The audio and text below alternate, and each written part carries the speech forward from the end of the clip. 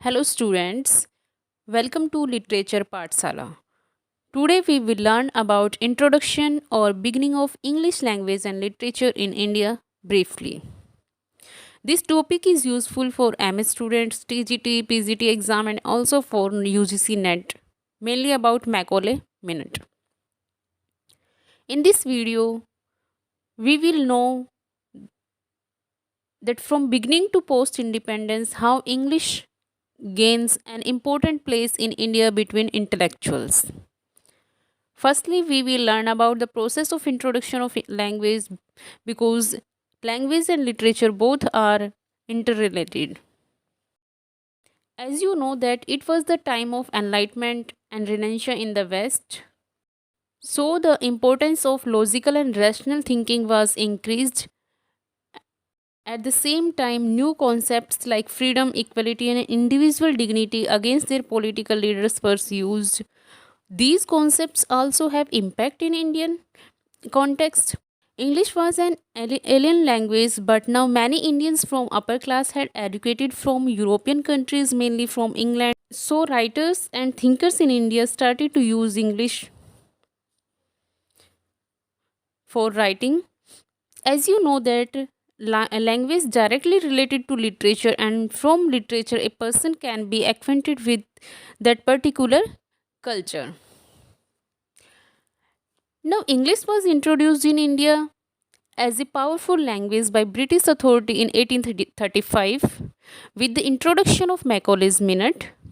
As you know that India was a colony of British company, until 19th century British company had almost controlled all over the country politically and economically.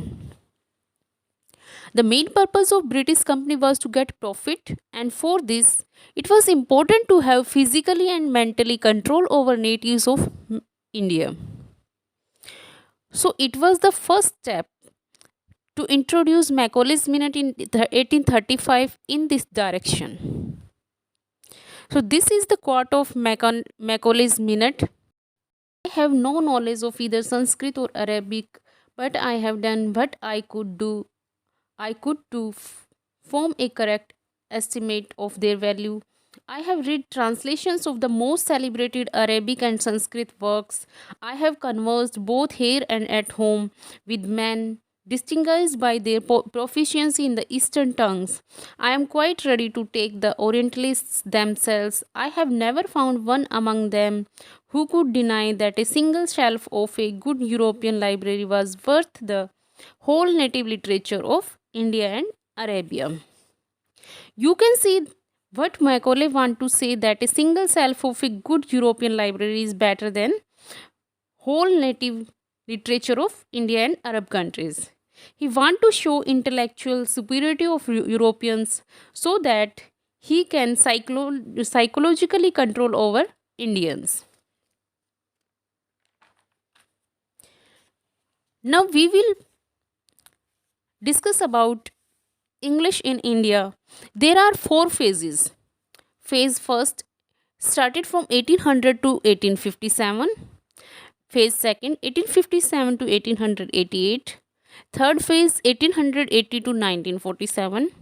And fourth phase is from post independence.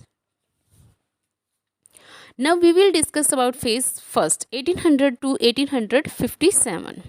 You know that power was in the hands of British East India Company. At that time in England, romantic poets such as Blake, Wordsworth, Coleridge, Shelley, Byron, and Keats were writing again, growing bourgeois interest. But in India, situation was different. Power was in the hands of foreigners, and mostly people were uneducated. Rulers of India considered themselves as superior, and only political reform was for the beneficial of rulers, not for natives. And Macaulay's Minute in 1835 is the appropriate example of this thinking. Britishers wanted to make Indians social engineers, that they can help them in their motive. Now comes phase second 1857 to 1880. In Indian history, as you know that 1857 is associated with revolt, although Britishers called it mutiny. It was the result of British policies. Now India directly come under the English monarchy. Till now, India was under the British East India Company. Reformist acts were also started by educated Indians such as Raja Ram Mohan Rai and other Indian social reformers and political reformers also. This was also productive for literature. Many writers like Bankim Chandra Chatterjee started to write in English.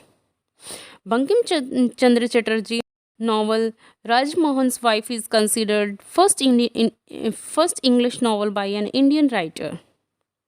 This period also opened a window for the Western learnings. Then comes phase third, 1880 to 1947. This was the period when Indian national movement began and India got freedom. This was the end of Macaulay's dream. Mahatma Gandhi was the icon and main leader in Indian national movement.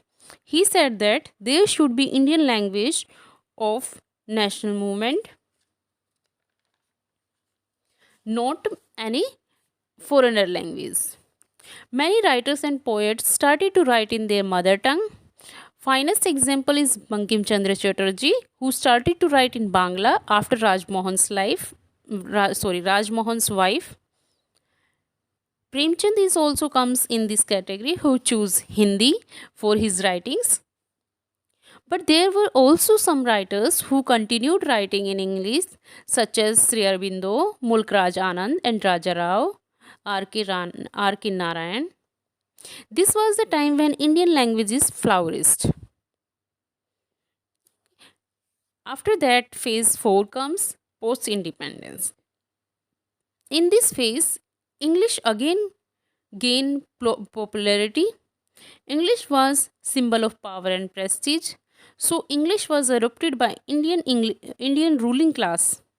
English is the language of courts and medium of instructions. In India, Yeats and Eliot were considered as great masters and intellectual of English, and writers of India followed them and started to write in English. So this was the overall brief introduction of English language and literature. Hope you understand this. In next videos we will learn about Indian English writings. Then bye bye, take care, and don't forget to like, share and subscribe, and press the notification bell so that you can get notification